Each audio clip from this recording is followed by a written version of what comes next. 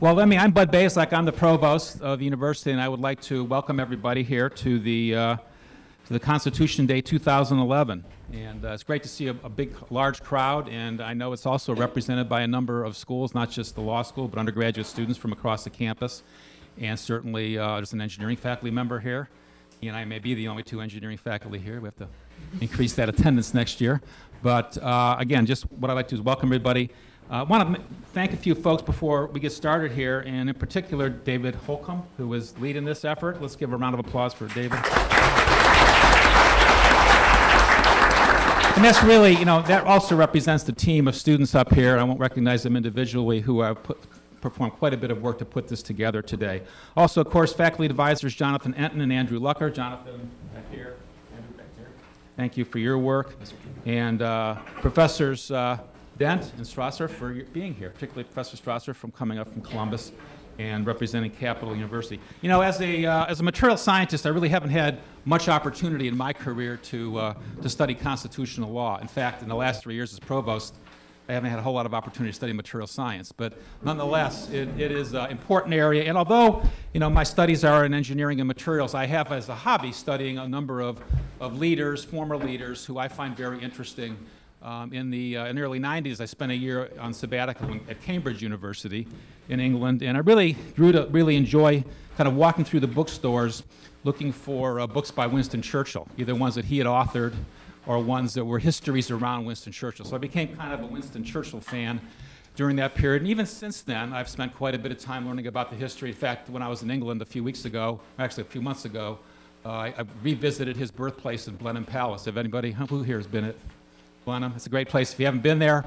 And almost got run over by one of his cousins, the Duke of Marlborough, the 13th Duke of Marlborough, who was driving around in his Land Rover. And I actually said, I've seen him, when I waved to him. But it was exciting. But just you think of Churchill as somebody who's obviously from England, as a leader, prime minister. But he also had quite a bit to say about U.S. constitutional law. In fact, there was a paper in 1936, authored a piece called What Good's a Constitution? And if you haven't read this, you can probably Google it and find it, not while I'm talking here or others, but wait till after the session. But in this article, he talks about constitutional flexibility, in part as it related to his close friend Franklin Roosevelt's New Deal. And in this treatise, he talks about the rigidity of the U.S. Constitution and describes that as a shield of the common man and the safeguard of freedom. And that was his thinking. And interestingly, it's a little bit similar to some of the things we're going through today. So some of these issues really seem to never go away. What's interesting that he also notes, in addition to the rigidity, that this rigidity need not to create an obstacle for new programs, but that we should give new interpretation to the archaic language of our fundamental institutions, and that the judiciary, in dealing with the law, must also deal with life in the United States, and that the words of the Constitution are only true when they preserve their vital relationships to facts. And I would suggest that these words are as relevant today as they were in 1936, and really provide a great opportunity, I think, for the discourse that we're going to have today, and probably the discourse that's going on around the country at other universities at their Constitution Day. So again, let me welcome you and thank you for your attendance.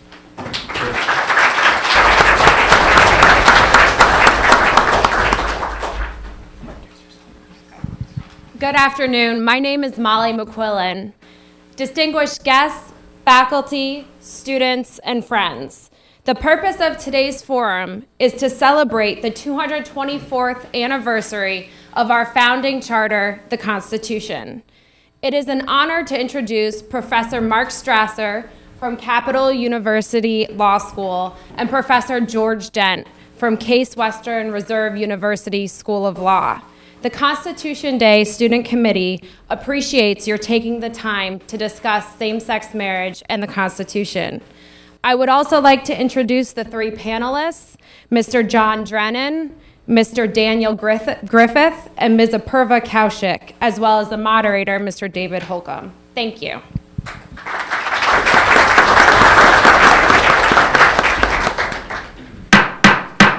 Ladies and gentlemen, the Defense of Marriage Act, passed by Congress in 1996 and known as DOMA, defines marriage as a legal union between one man and one woman. As a result, same-sex couples are barred from receiving federal benefits conferred upon married couples, and no state is required to recognize same-sex marriages granted by another state.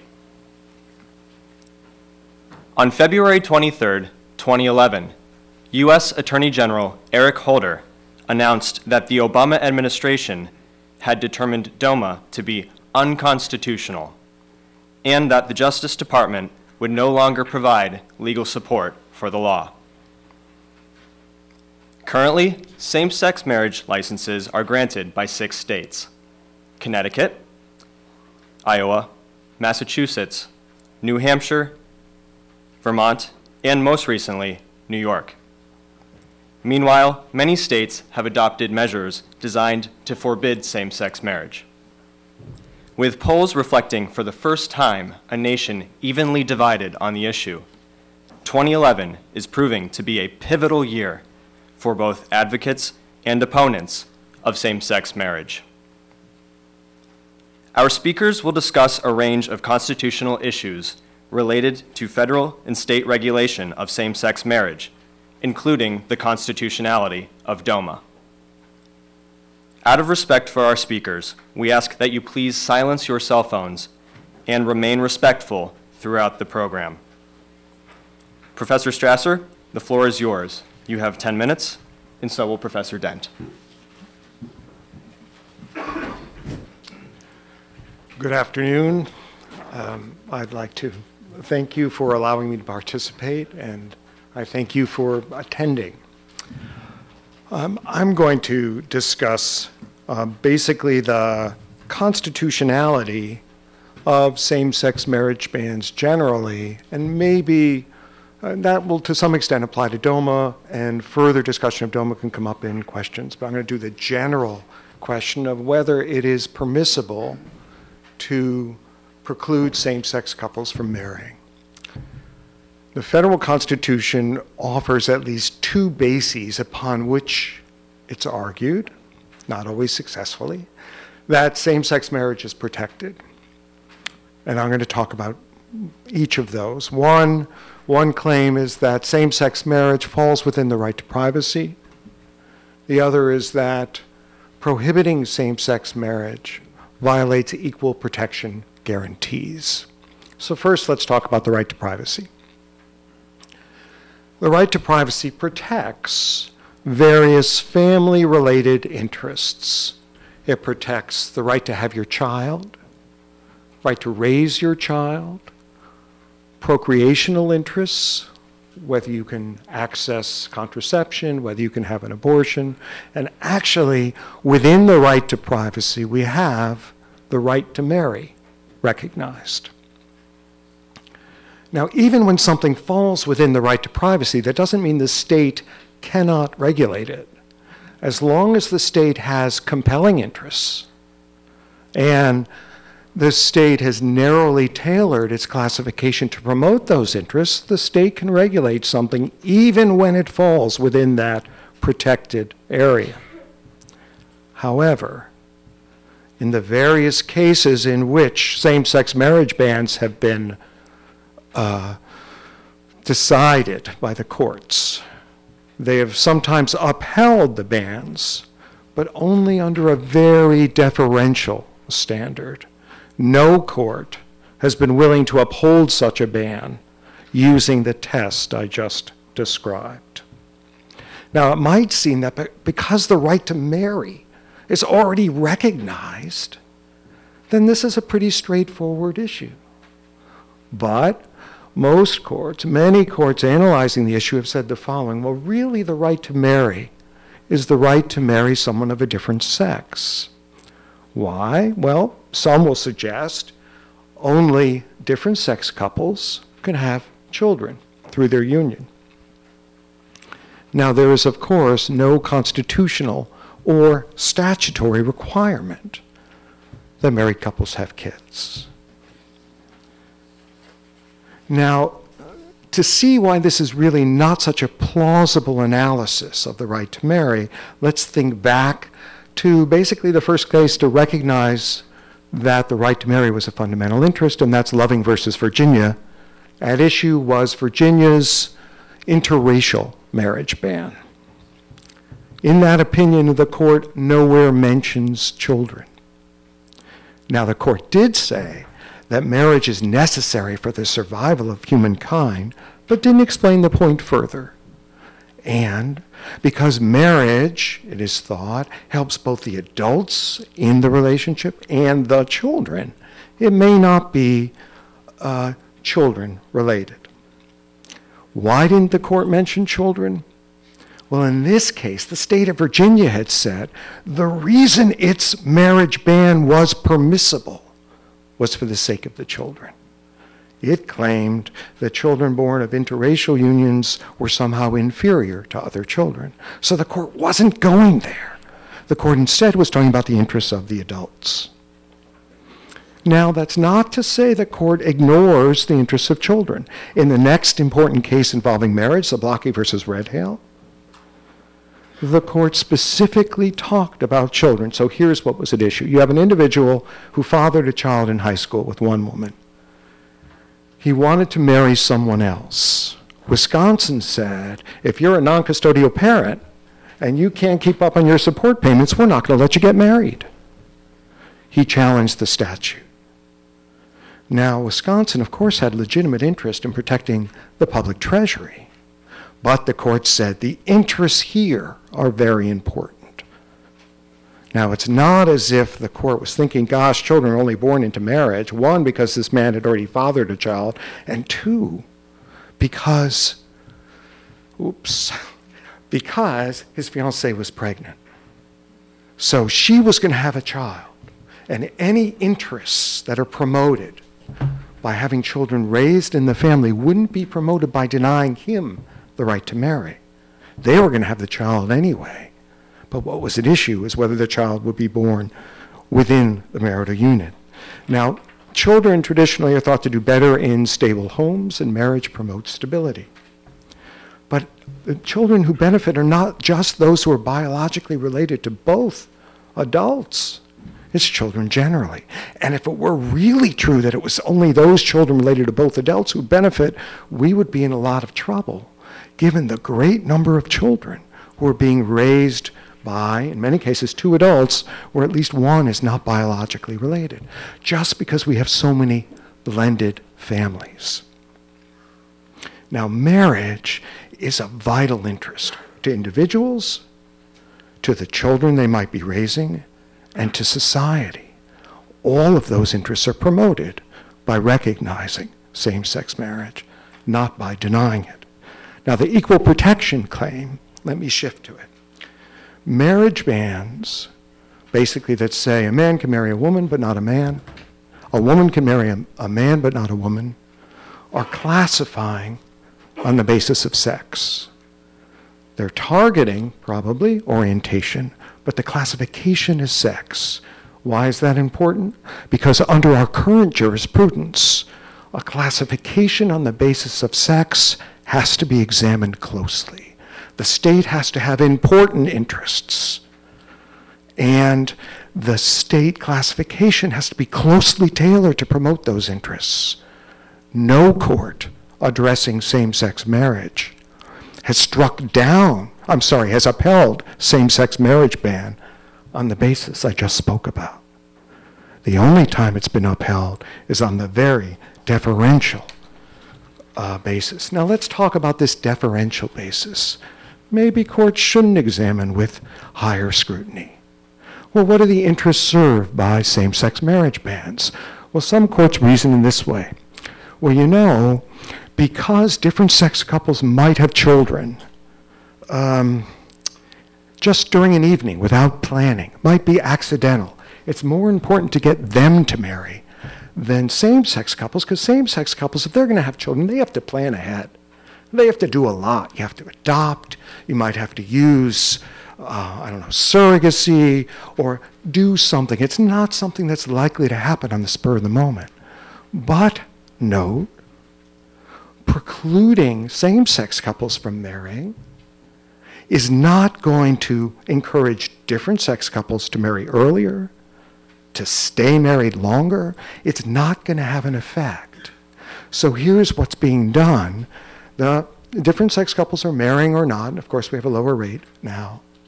anyway, but the bans are imposing a burden. What burden? They're imposing on the adults, any children they might be raising, and society itself, insofar as marriage promotes particular ends. So even if we're looking just for a rational basis, some legitimate reason, marriage isn't promoting same-sex marriage bans don't promote different-sex marriage. All they're doing is denying individuals who want to marry to have that interest respected, denying the children who might be within those families the benefits that accrue, both tangible and intangible, from having their parents married. And, at least as some courts have suggested, and some judges have suggested, same-sex marriage bans don't even promote legitimate state purposes. So, I would argue we need a higher scrutiny, either because of due process, the right to privacy, or because of equal protection. But even if we don't get that, same-sex marriage bans do not promote legitimate interess, and so do not meet the constitutional guarantees that we have. Thank you.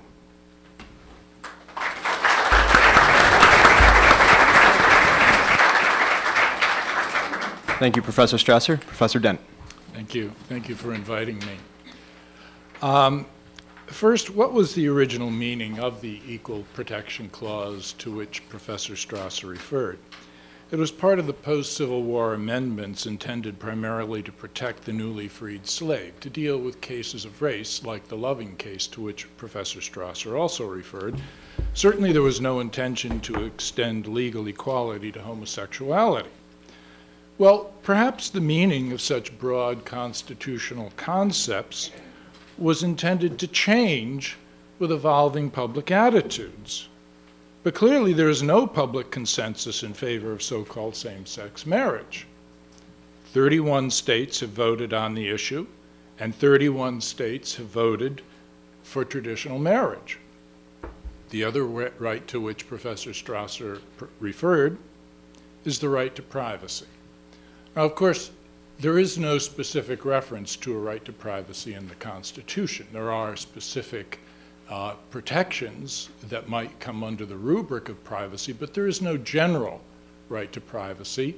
The Supreme Court has created certain rights of privacy, and this has been much criticized, but at the least, what has happened is that the court has generally protected interests that were generally considered to be part of the tradition of liberty, such as the right of a man and a woman to marry, as in the Loving case.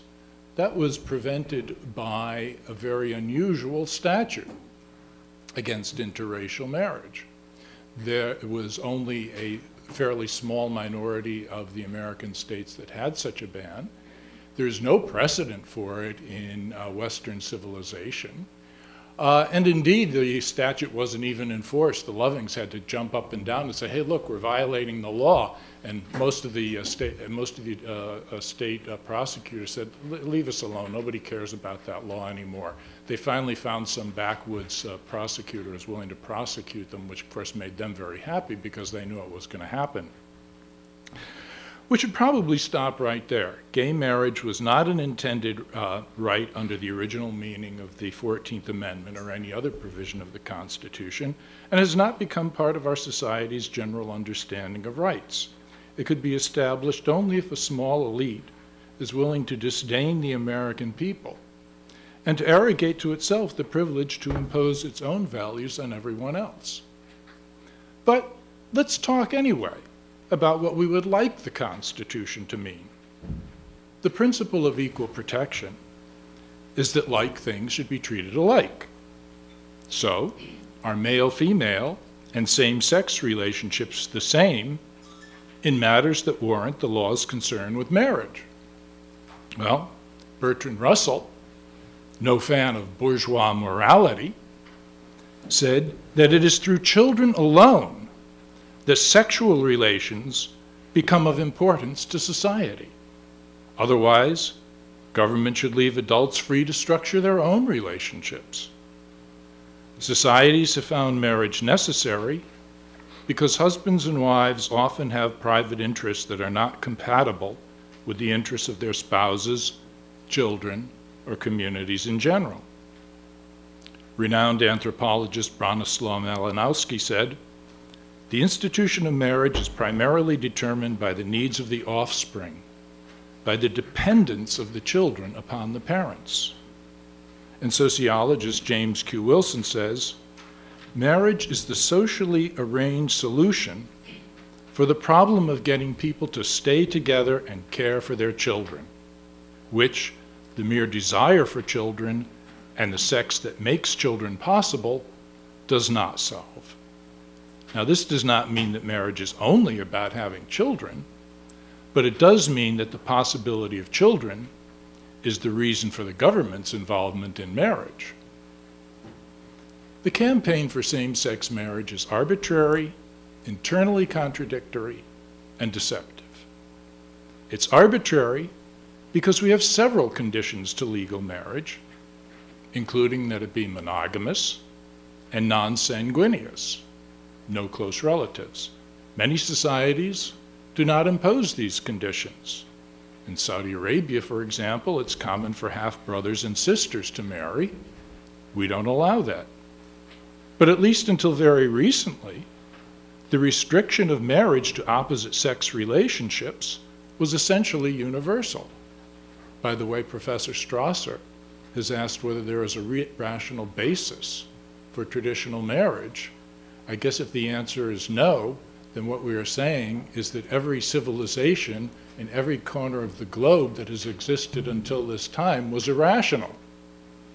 Of course, when somebody runs around yelling that everyone else in the world is crazy, you know usually what the story is with that person. But so if this condition, that marriage be of opposite sex, is an outrageous violation of individual liberty, why aren't the other conditions even more offensive?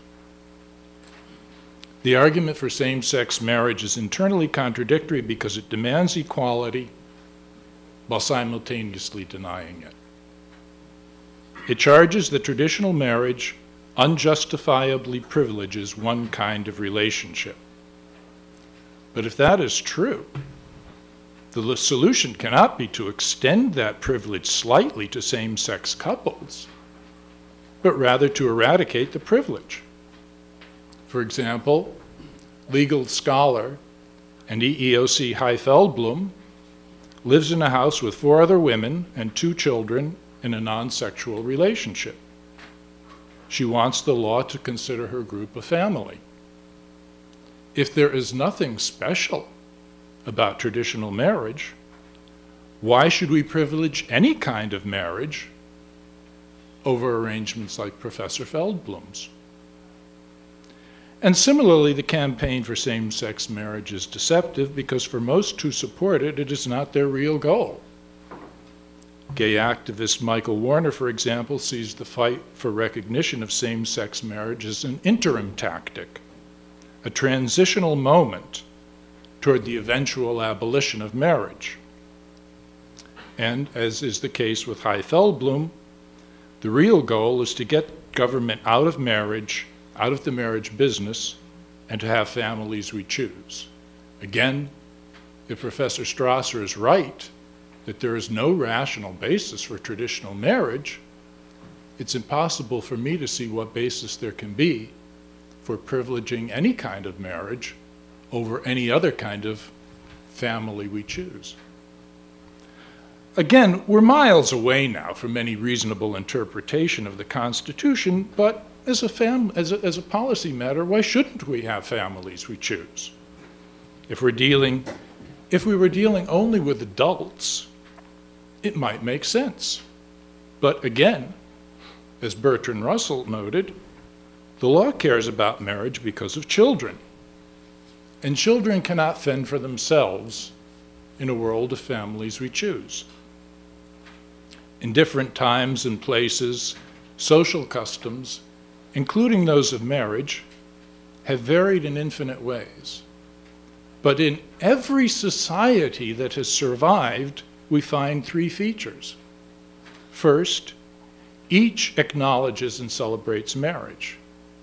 Second, whatever else it is about, property, clan, political alliances, it is always centrally concerned with the conceiving and raising of children. And the third, which is really only a corollary of the second, is that it is always between male and female. Now, anthropologists tell us that given the infinite variety of human cultures, when we see that every society has arrived at the same solution for some particular problem, there probably is a reason for it. And the reason here is that throughout the world and throughout history, marriage and the natural family have proved the best milieu for the creation and nurturing of children. We certainly see that in our own society, where by every measure, children raised by their married biological parents do much better than other children. But we're told that same-sex couples are also raising children, so why shouldn't they be eligible for legal marriage? However, no same-sex couple creates a child. A same-sex couple can have custody of a child only through adoption. Of course, any group can have legal custody of a child if the law so permits. The law is already present in the adoption proceeding. There's no reason to add marriage to the picture. 1 minute. What's the harm? Of course, that's not the right question. The question should be, do we need this? And the burden of proof should be on those who want to change the traditional law. But first, recognition of same-sex marriage is at best an unfortunate distraction. We have enough problems with the family. We don't need to add new ones. Second is obvious, and as many gay activists argue, gay relationships are very different. For example, gay relationships are much less troubled by adultery. That makes sense because adultery doesn't threaten to intrude other children and parents into an existing family. But so what rules will govern same-sex marriage? One size fits all, with same-sex couples expected to adhere to the same rules as traditional couples? That's what many gays fear. Or should there be separate rules? But of course, to have separate rules would simply be to acknowledge the central point that the two are very different. Finally, law and society use marriage to encourage responsible parenting, largely by the expressive function of law, that is, in expressing social values and encouraging social norms to move in particular directions. Thank you, Professor Dent. If we could Okay. catch up there during closing arguments, perhaps. We will now move on to accepting questions from the student panel. Both speakers will have a chance to respond to each question, and we will begin with Mr. Drennan. Professor Dent, how do same-sex marriage laws lead religious groups, as you have written, to, quote, surrender and affirm, end quote, marriage equality? After all, in states where same-sex marriage is legal, these groups are free not to marry same-sex couples. Okay, yeah, this is an interesting question about the impact of recognition of same-sex marriage on freedom of religion. Because part of what comes with it is the obligation of private individuals and organizations to extend to same-sex couples the same rights and treatment that are extended to traditional married couples.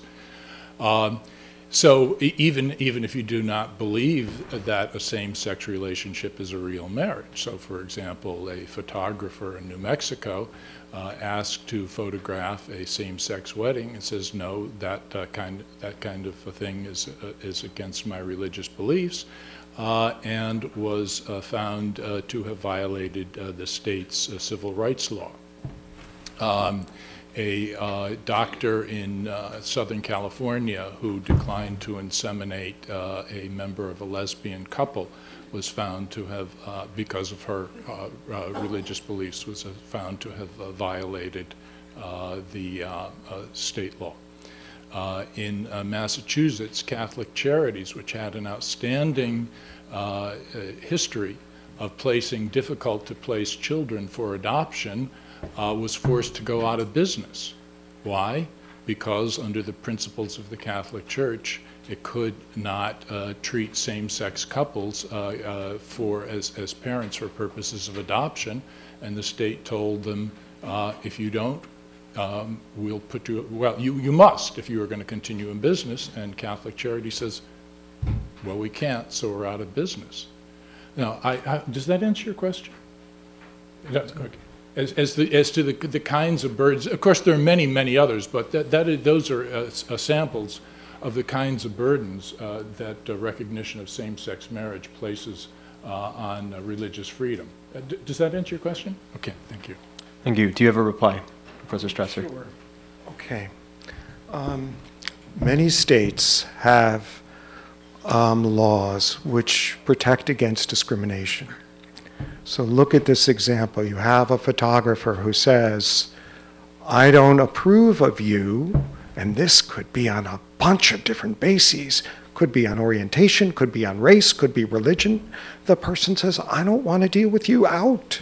Or I won't take your picture in a store, a place of public accommodation.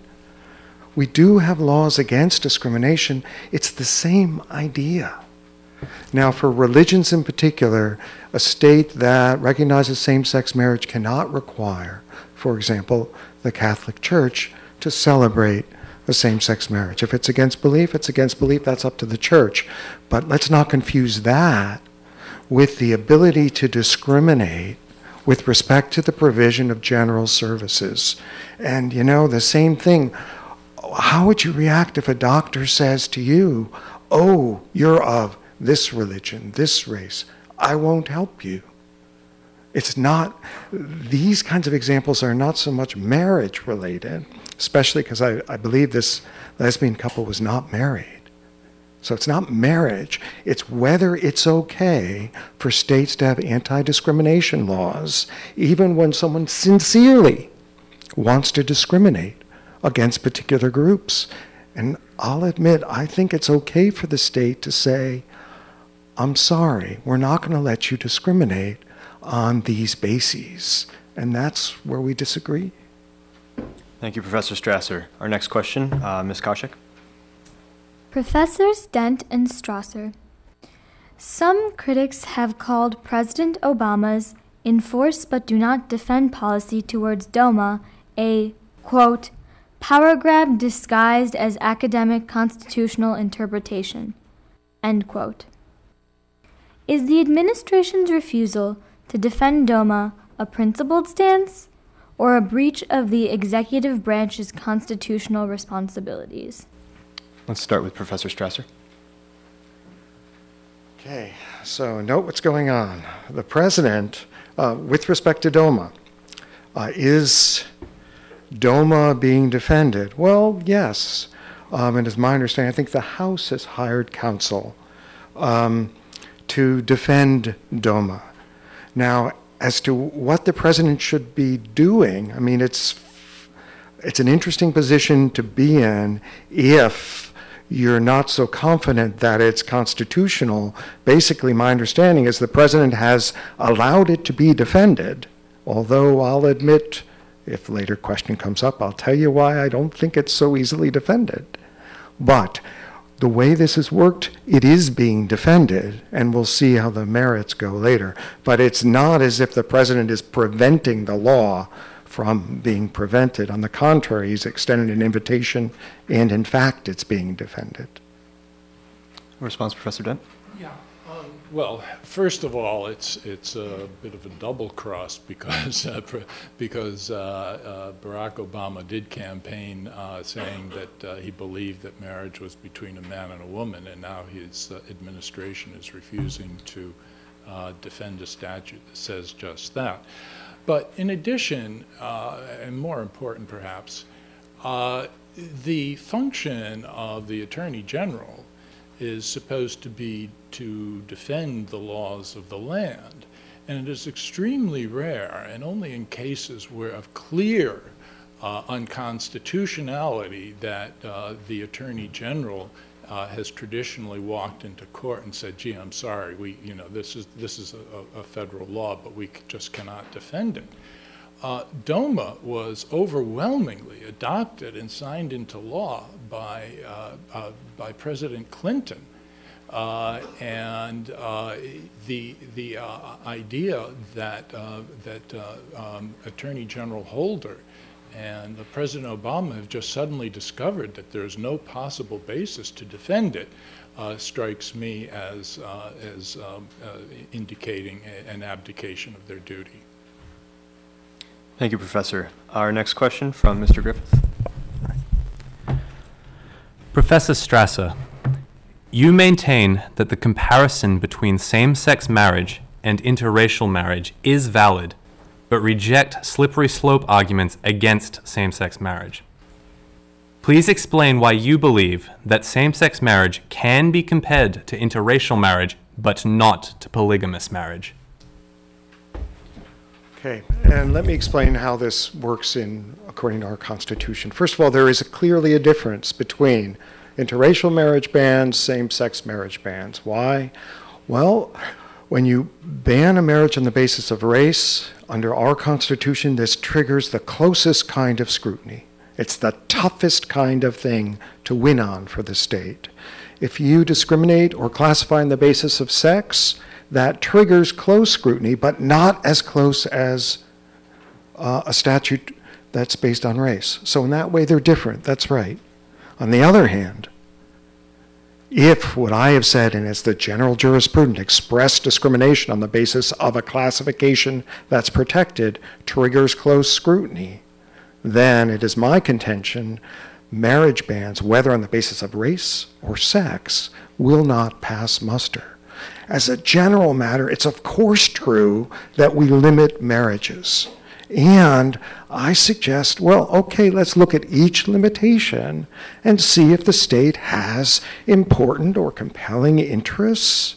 And so we can talk about whether they're compelling interests to prevent polygamy or incestuous relations. We have all kinds of limitations. And all I would suggest is let's look at the basis, see if there's a reason behind it, plausible reason, important reason, and then we'll look to see whether you can uphold the ban. So I believe race and sex are different, but still neither classification, on my view, can pass muster. You know, in the polygamous marriages, when courts were examining those, they used strict scrutiny.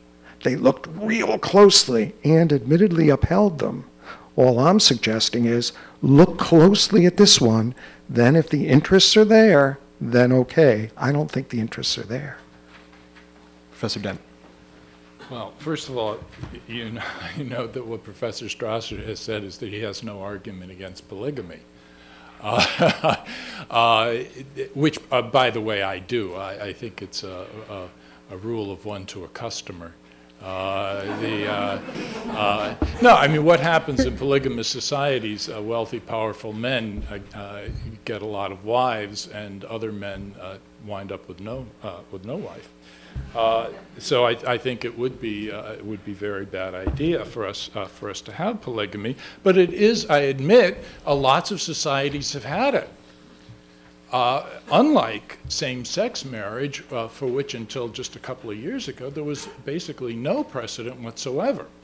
So as I argued before, if you're going to knock one down, it seems that a fortiori all the other conditions get knocked down as well, and for that matter, any privileging of any kind of marriage would be knocked down as well. With respect to Loving and the standard of scrutiny, 2 points. Again, well, a couple of points. One is strict scrutiny is given because the 14th Amendment was adopted largely to deal with race. Again, it was not adopted to deal with issues of sexual orientation. And again, number two, the law in Loving was really by terms of Western civilization. It was really a heresy. Where again do you see any precedent for it anywhere in English common law, Roman law, canon law? There is none. And so loving is essentially a decision to end the heresy and return to orthodoxy, which is would be a perfectly good way, as far as I'm concerned, to view the same-sex marriage issue. This also gets into the question. This gives me an opportunity to take 2 seconds to finish up my initial prepared remarks, which I ran over time, and that is that marriage, that the purpose of marriage is to encourage responsible parenting, largely by the expressive function of law. Because societies care about family obligations, we make them part of our systems of honor. Well, recognizing same-sex marriage would diminish respect for marriage. How do we know? Again, 31 states have voted on this, and all 31 said they do not consider same-sex marriage to be the same thing. So here again, was there any loving was foreshadowed by decisions in several states that knocked down anti-miscegenation laws. Not one of those decisions prompted an effort to overturn it by referendum, and there was no major reaction to it at the federal level either. By contrast, where state courts have held marriage to be unconstitutional, there has been an overwhelming response. 31 states, again, have voted on it. Everyone has voted for traditional marriage. So the two situations are just completely different. Okay, thank you. And our last question from the student panel, Mr. Drennan. Professor Strasser and Dent, Section 2 of DOMA allows states to refuse to recognize same-sex marriages that were entered into legally in another state. However, Article 4 of the U.S. Constitution states, "Full faith and credit shall be given in each state to the public acts, records, and judicial proceedings of every other state." Does Section 2 violate the full faith and credit clause? And this time we'll start with Professor Dent. The scope of the full faith and credit clause has always been very problematic. Obviously, if every state were required completely to give full faith and credit to the laws of all other states, no questions asked, then any one state could impose its own law on all the other 49 states. That if one state decided to recognize polygamy, anyone who wanted a polygamous relationship could go to that state, get married, and then come back and say to the other 49 states, you have to recognize this marriage. Marriage is one of the areas of moral legislation that traditionally has been thought not to be subject to the full faith and credit clause, that the states were allowed to set their own standards. And you can certainly see this is not like a situation where there's a question of a debtor, owes money in Texas and flees to Ohio, and Ohio says, well, no, we're not going to recognize the debt. These are largely matters of domestic concern within each state, so if you want to be a same-sex couple and recognized as married, you can go to a state that recognizes that, but you can't insist that other states afford the same recognition. Professor Strasser. Okay, so here's the story. The full faith and credit clause, there are a couple things. One, full faith and credit, although it says acts, records, and judgments, traditionally we treat them differently. This is from the court, not from the Constitution. The Constitution itself accords Congress some power to make exceptions and regulations under full faith and credit. That's the power that Congress used to pass DOMA.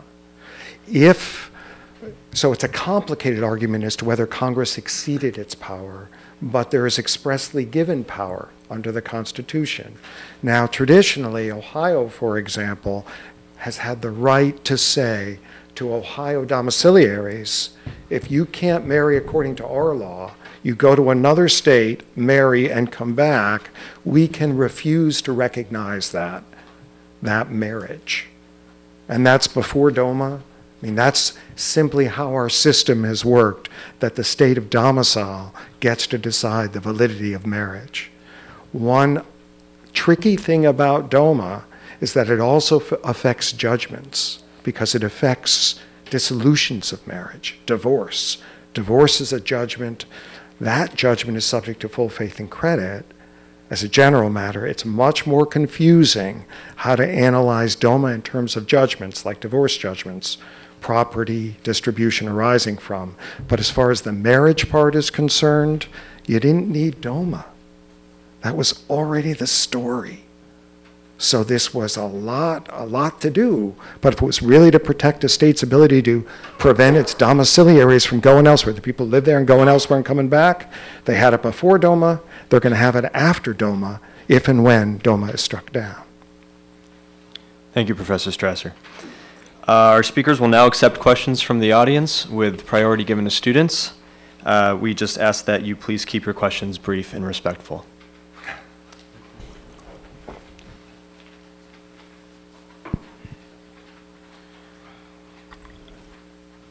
Go ahead. Okay.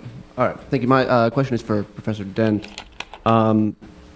You gave a statement that you said as evidence that same-sex marriage would harm traditional marriage. You said that 31 states had come to the conclusion that this would do so by passing legislation defining marriages between a man and a woman. Do you have any other evidence besides that 31 states think gay marriage is icky, that it would damage traditional marriage? I quoted for you again at the beginning, and I could give you many more quotes, but I started with the statement about Bertrand Russell. Why does government regulate these relationships among adults at all? Why didn't you say you're adults? Do what you want. Leave us out of it. And the answer, as suggested by Bertrand Russell, and again I could give you many other quotes, is because of the possible creation of children. That introduces an element that makes it different. The ability of a woman and a man to create human life. And it is for that reason, it's interesting, I mentioned that no society, essentially until a couple of years ago, no society had recognized same-sex marriage. It actually really, that kind of understates it. Where prior to about 40 years ago do you find anyone in history arguing for same-sex marriage? Can it be that every human being in history was an irrational bigot? Or is it perhaps that there is something about marriage, that it has something to do with the conceiving and raising of children? And could it be that the people of these 31 states believe that that is the purpose of marriage and that we should focus on that? And as to, I hope that's an answer to your question. Professor Strasser, would you like to respond? Yeah, part of my point is the following, and this has gotten in the newspapers, there are different descriptions, but here's at least part of the story. A lot of individuals in lesbian and gay relationships are raising children. They've got children. They may be by one of the parties, may be biologically related, or maybe they've adopted. Here's what we're doing. We're saying marriage is for the kids. Give them a stable environment. Help them thrive. But your kids? Oh, I'm sorry. Let them do as well as they can. We're not going to give those benefits. What kind of benefits? Could be financial, through employer, especially if you're getting recognized family. It's going to depend on the employer because the state isn't doing it. And there's certain kinds of intangible benefits that are accorded when you're recognized as a family. If we're serious about promoting the interests of children, and that's the claim, then it seems ironic that so many families in this country who are raising children are nonetheless denied the ability to give their children the ability to thrive as well, if indeed marriage serves this function. It's an unbelievable position to take if you care about children. Next question, please. How about right here? Professor Dent, you talk a lot about how you think that like same-sex marriage, those people aren't capable of raising children. What makes you like think that? Think about like the kids that are in orphanages in third world countries. Wouldn't they be better off getting raised by people who are same-sex marriage, but people that are educated and they're responsible, rather than being in those countries? Or think about the parents who are raising children but could have like any kind of problems that are not raising them in a good way. Wouldn't same-sex marriage couples raise them better than some of these other marriages? Well, first of all, I didn't say, and I don't believe, that there's no situation in which a child would be worse off. I never said that there should never be a child raised by a same-sex couple. What I said is, why connect that with marriage?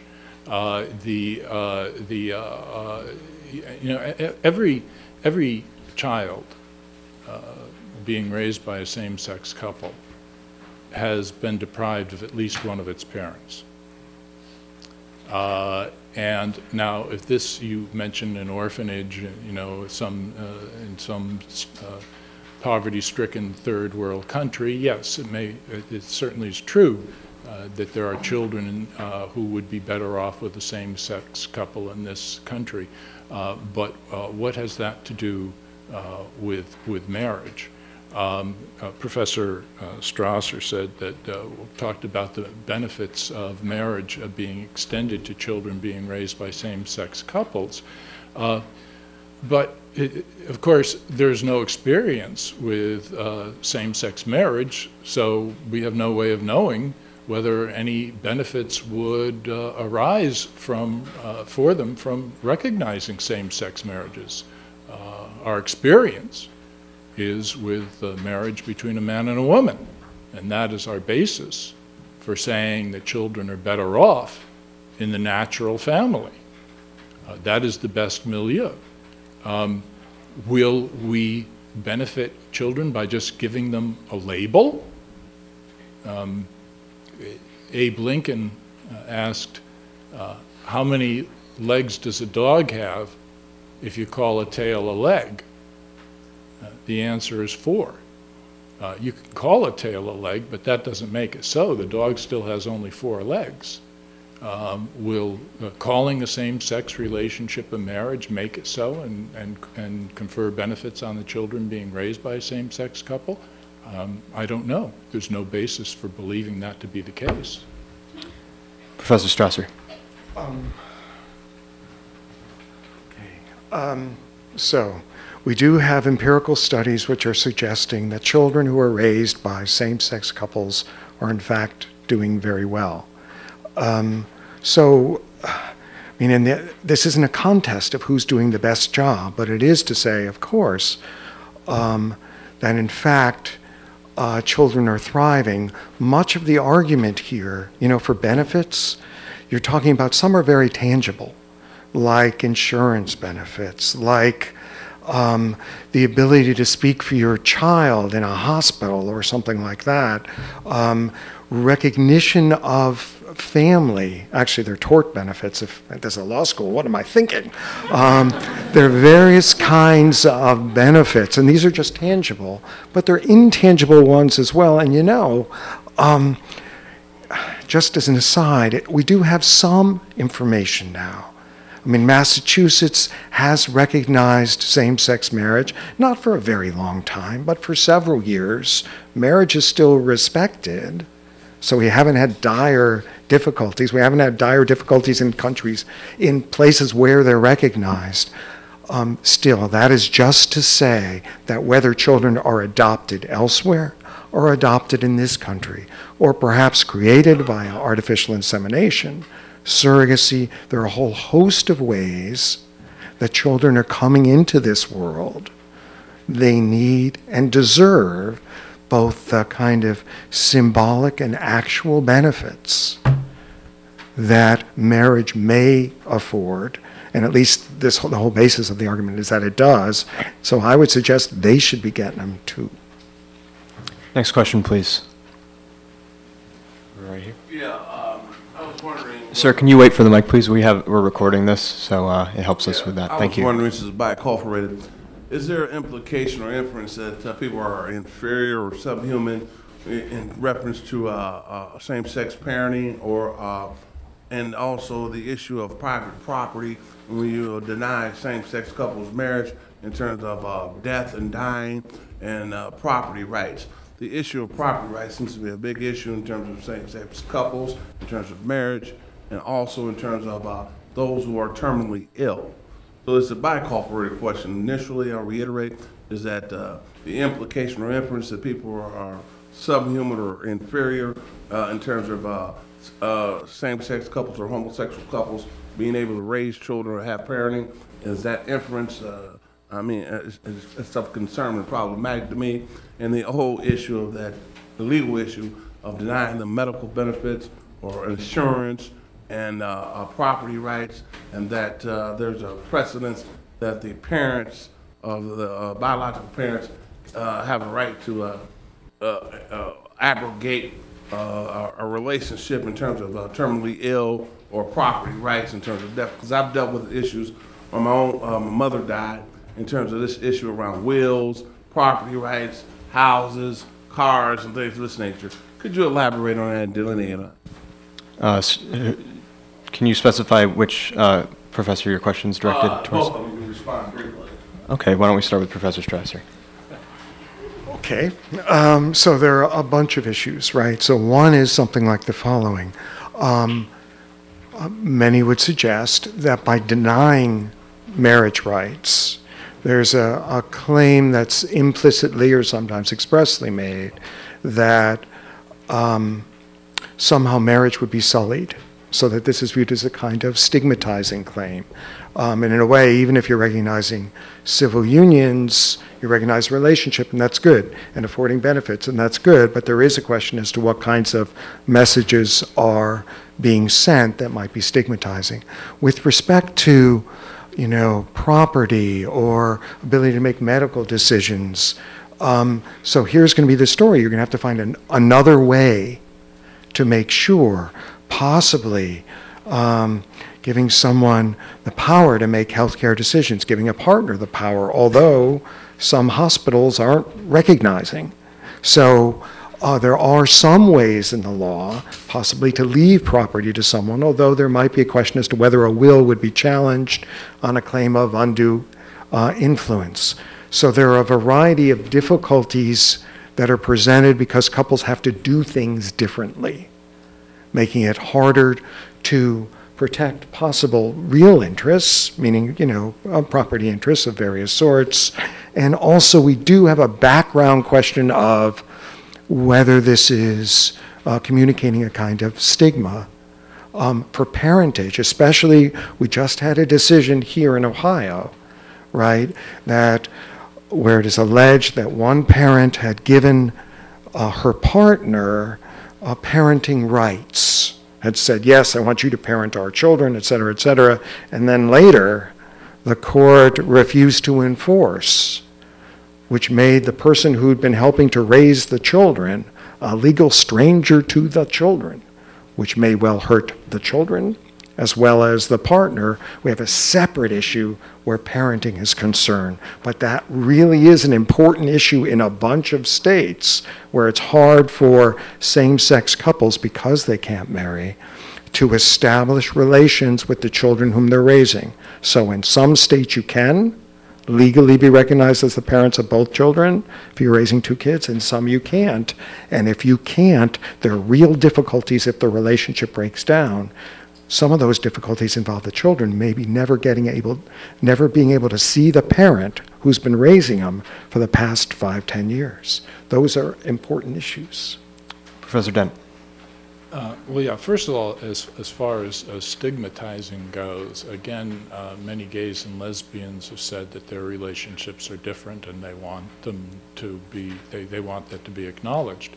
In Massachusetts, for example, there were many employers who were giving benefits to domestic partners of employees. When Massachusetts recognized same-sex marriage, many of those employers said, well, okay, we're not going to give benefits to domestic partners anymore. If you want the benefits, get married. And many of those people said, well, that's not really what we want to do.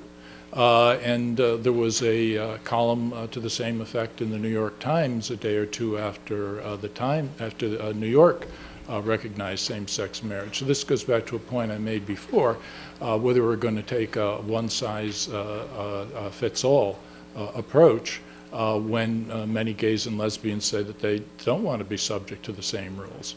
Second, again, keep in mind here that there are lots of groups of adults that would like to be treated as family and would have all the same issues that you've asked. Again, Kai Feldblum's group or home arrangement might want to be acknowledged as a family for purposes of certain property rights and such.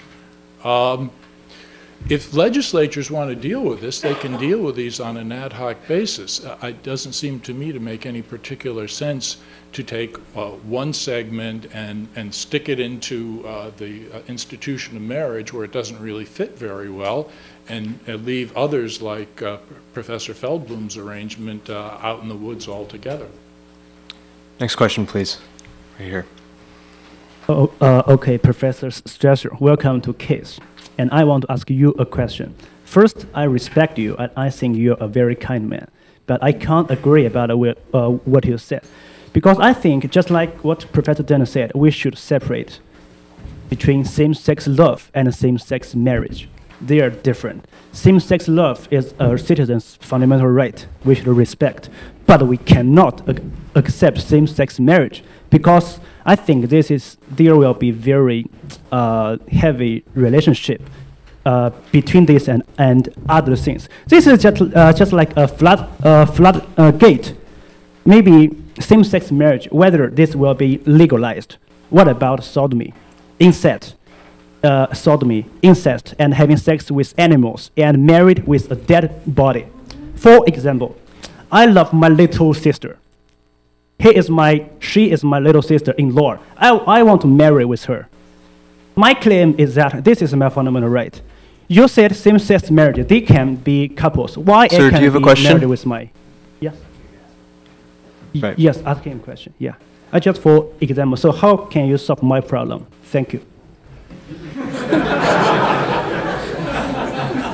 Okay, look, it is fair to say I am arguing that same-sex marriage is protected. And, I believe that there are important state interests which justify prohibiting incest, for example, especially when you have sort of power differentials, you have actually various biological considerations that states have cited to justify why they're not going to allow, parents to marry their kids. So I think the state can do it. I think the state has interests, so you can rest assured, right? You don't have to worry about that. As a by the way, traditionally, the way our constitutional law has worked, we've protected family relationships over sort of one-night stands, over sexual relations. If, following Lawrence, and it's unclear how to read Lawrence, if the right to engage in sexual relations is fundamental, then it would be a inverting of our traditional prioritization to say same-sex couples, yes, they can have sex, but that marriage stuff, the stuff that the state has really the interest in promoting, no, that's not a fundamental interest. If you're giving same-sex relations as fundamental, I don't think it's going to be real hard to get same-sex relationships as fundamental and protected as well. Thanks. Professor Dent, would you like to respond? Yeah, I'm still I'm still wondering about your answer, Professor Strasser, because I don't understand. If two unrelated men can marry, why can't two brothers marry? You said a biological problem. I don't know what the biological problem would be there, so I'm still mystified. I'm also interested that you said traditionally we have protected certain kinds of relationships. I'm glad to see you invoking tradition. That I think makes a lot of sense, and I think that's a good reason for adhering to traditional marriage. Next question, please. How about right here? This is for Professor Strasser. I was wondering if you think the government has the authority to define marriage in any way, and if you support gay marriage, is it somewhat inconsistent to not support polygamy?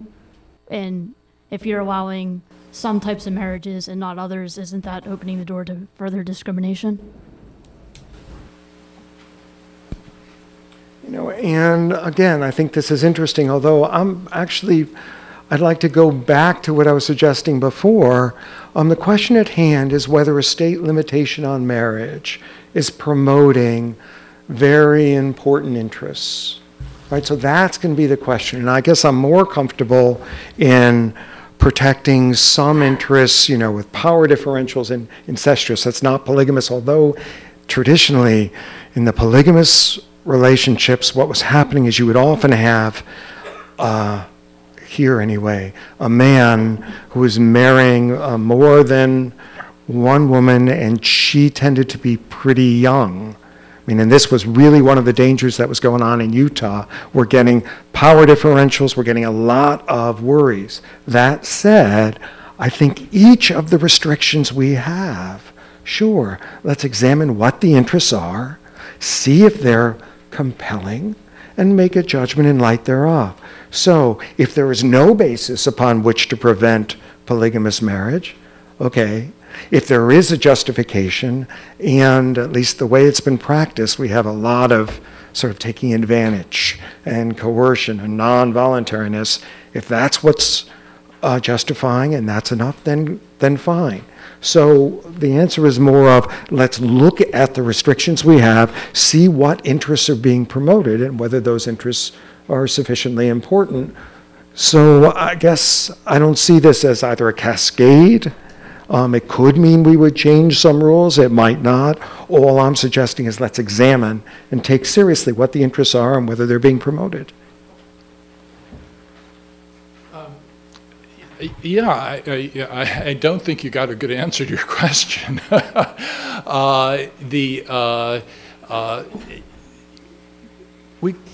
I think what the question Professor Strasser has suggested is the right question, but then he hasn't offered an answer to it, which is, why is government concerned about marriage at all? The traditional answer has been, again, Bertrand Russell's, because of the existence of children.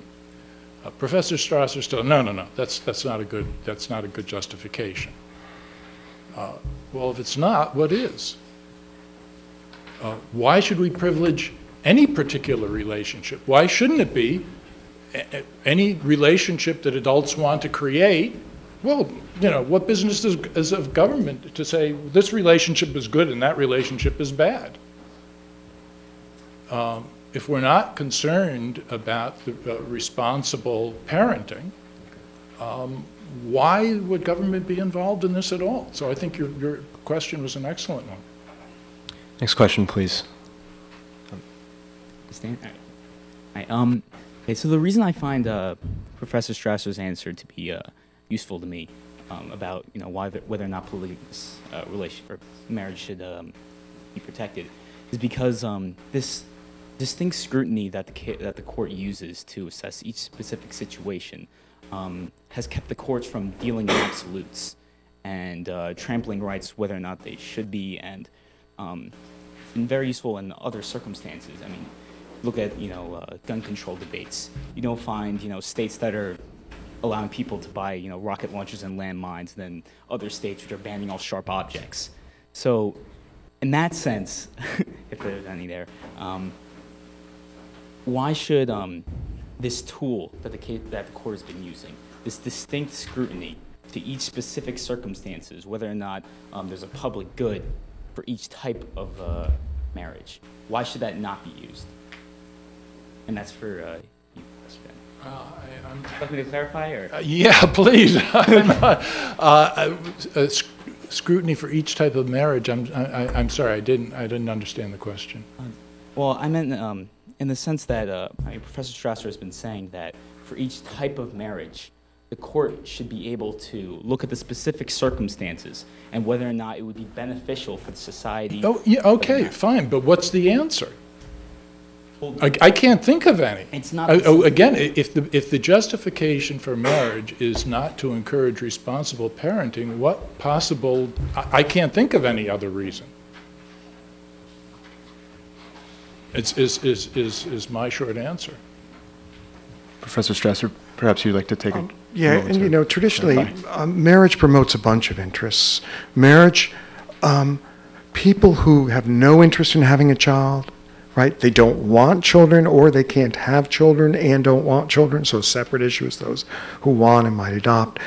Marriage serves them too, and society is benefiting when individuals who are helping each other, they're getting things out. So marriage benefits adults, certainly it benefits children, right? And insofar as we're getting these individuals benefited, society is benefiting.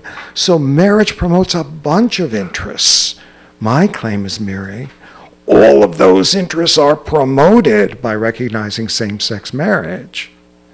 But there are a whole host of interests.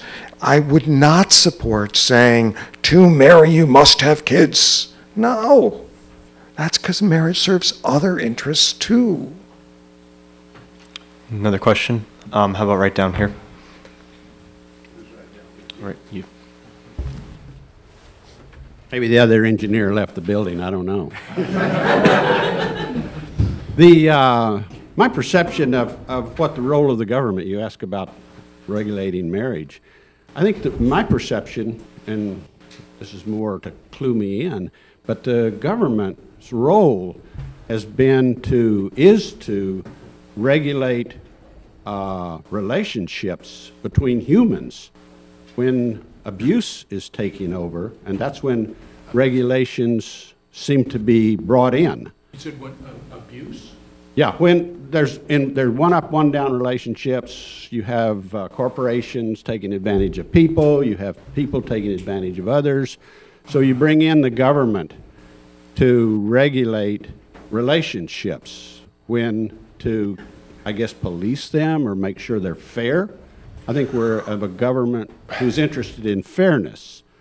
Well, maybe I don't understand the question, but if anything, it sounds to me like you've got it backwards.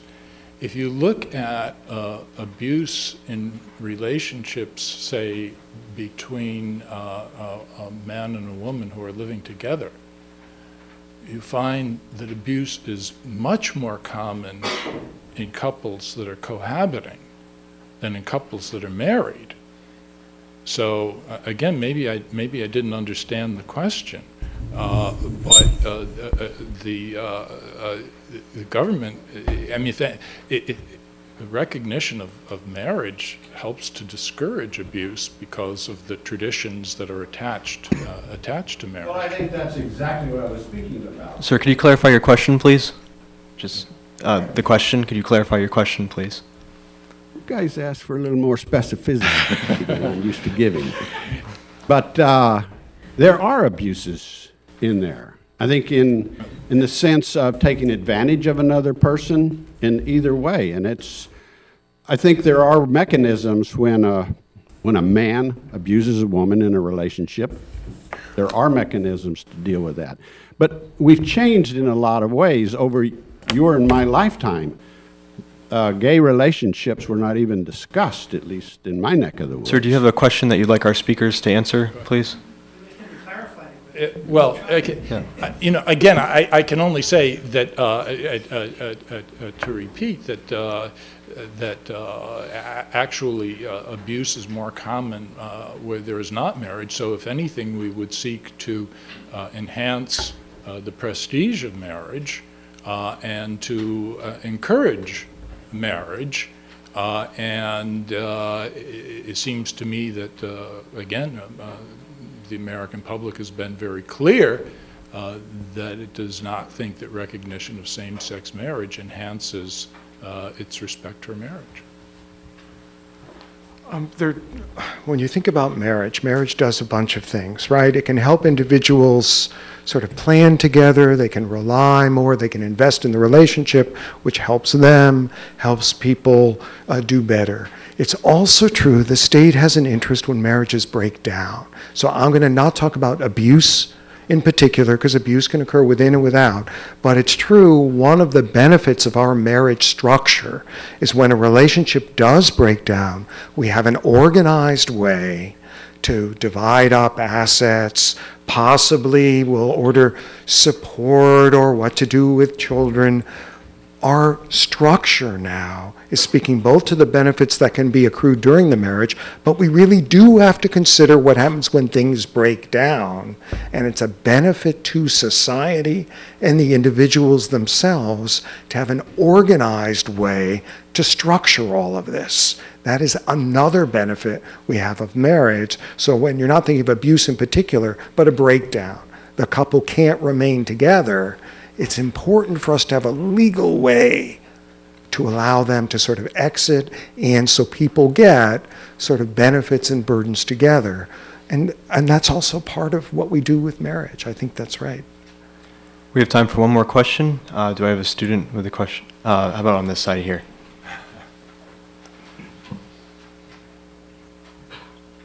Hi. My question is, I guess, directed more at Professor Strasser, but I was interested that you used gender as your basis as opposed to perhaps making homosexuality a protected class. Right. And so I was just wondering why, I guess, you feel that way. And so this is a good question, especially because the Obama administration has suggested that it believes orientation is a classification that should trigger heightened scrutiny. Now, it turns out, under our jurisprudence, under the Constitution, if you discriminate on the basis of sex, you trigger closer scrutiny. Now, I think it's true that same-sex marriage bans are attempting to target on the basis of orientation. Maybe orientation should trigger as well, although it's true that you can offend the Equal Protection Clause in many ways. So I don't even think you have to choose. So one, I'm saying it's on the basis of sex because we have we have a system which says when you discriminate on the basis of sex, here's what happens. You don't even have to show who's hurt, who's helped. Here's what you do.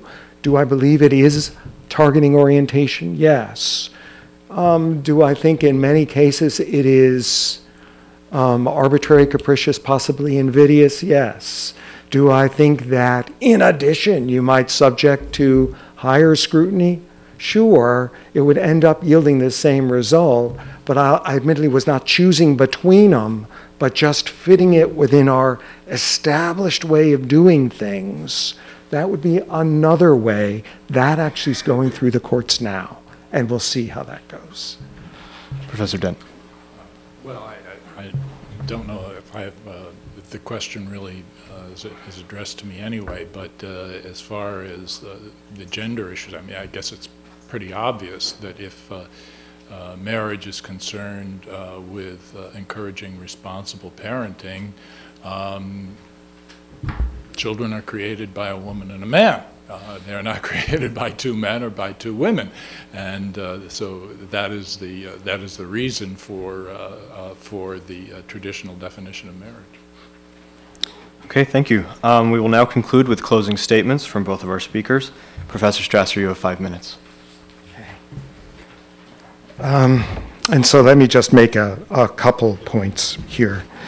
First, if we are going to look to history and tradition, please consider one, although it may be that interracial marriage bans were unusual in various parts of the world, we had them here in this country since before the founding of the nation. Virginia had its ban since the 1600s. The first court to strike, to strike an interracial marriage ban, where it took, so to speak, was in 1948 in California, and Perez versus Lippold. We didn't have a lot of courts doing it. And further, we had a lot of states in the 50s, in the 60s, that had interracial marriage bans. Once there was a decision in 64 which struck down states punishing interracial non-marital relations more severely than intraracial relations, states started to repeal their statutes. But we had a whole host of states in the 60s precluding. If we're going to look at history and what people had in mind, the framers of the Civil War amendments, sex is not going to be a protected classification. And you had members of Congress making jokes to each other about whether equal protection meant that there could be interracial marriage. It looks pretty clear that most members, the framers, many of the framers, did not want to allow interracial marriage. Does that mean it shouldn't be allowed? No. It does suggest maybe that this tradition test is not such a good test.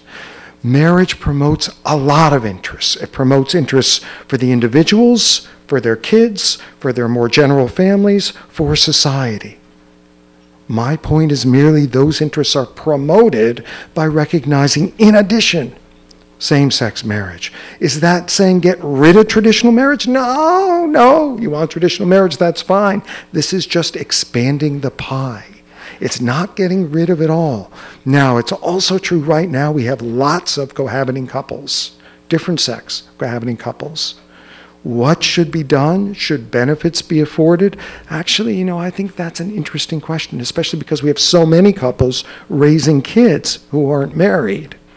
So that is an important question, although all I'm suggesting here is that the state interests and the individual interests militate in favor of marriage. If you really think that marriage is for kids, although I think it's for a lot of things, but kids are among them, that's a reason to recognize, not to refuse to recognize. With respect to equal protection, there are a variety of bases. We could talk about classifying on the basis of sex, which should trigger higher scrutiny. Classifying on the basis of orientation, it's being argued now as to whether that should be triggering higher scrutiny. I also believe, though, we're not gaining anything that is permissible by limiting marriage to different sex couples. We're losing things. We're hurting our kids. We're hurting adults, but we're not getting the benefits.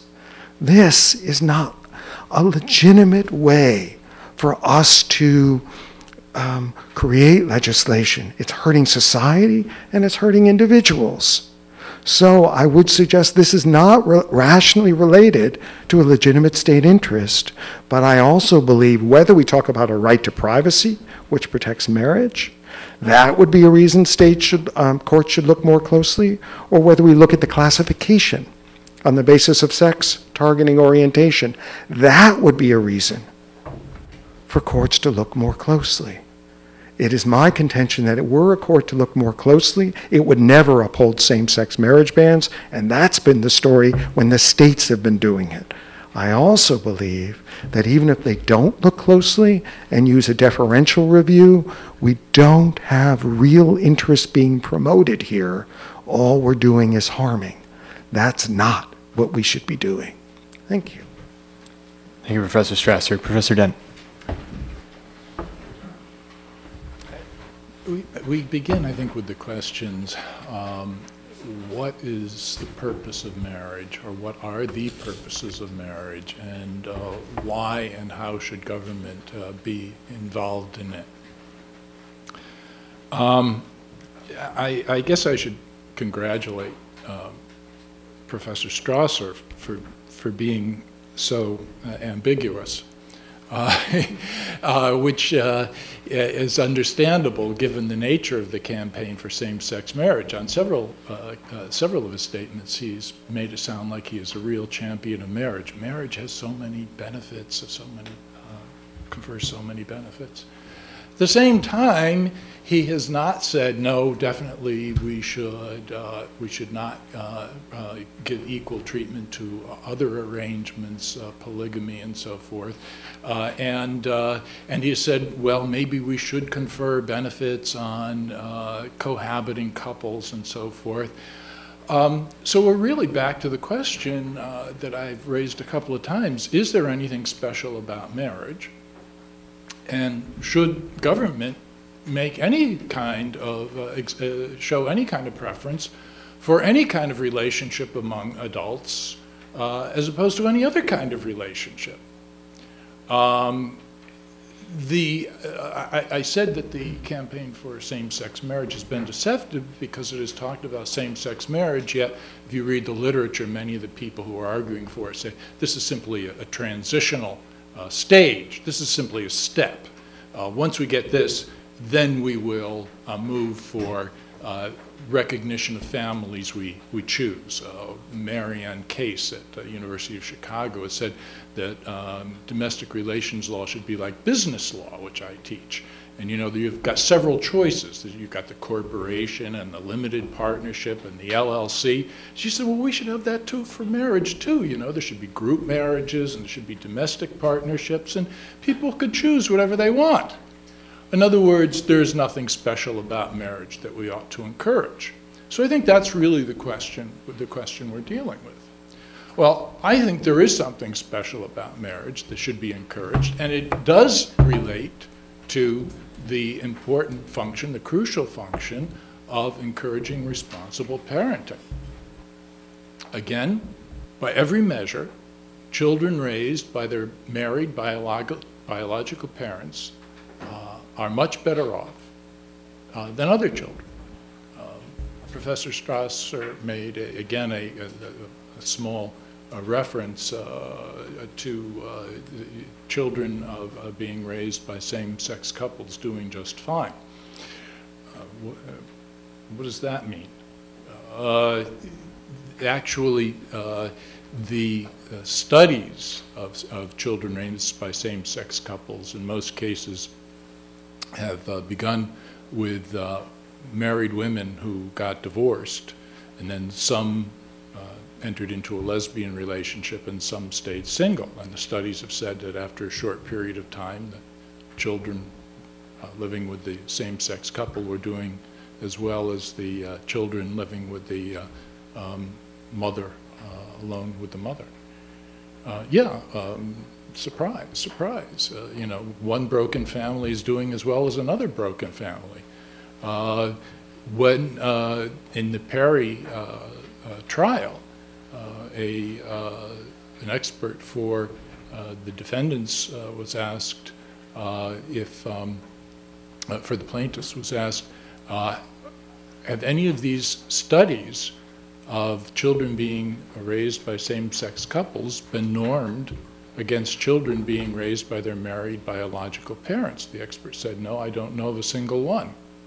And in fact, there isn't a single one. So the traditional marriage is something special. We should not abandon marriage. We should not recognize any group that wants to call itself a family. Every society has recognized marriage, and it's always been between a man and a woman. That is because it has served important social functions, and I think we should preserve that here as well. Thank you. Once again, thank you to both professors.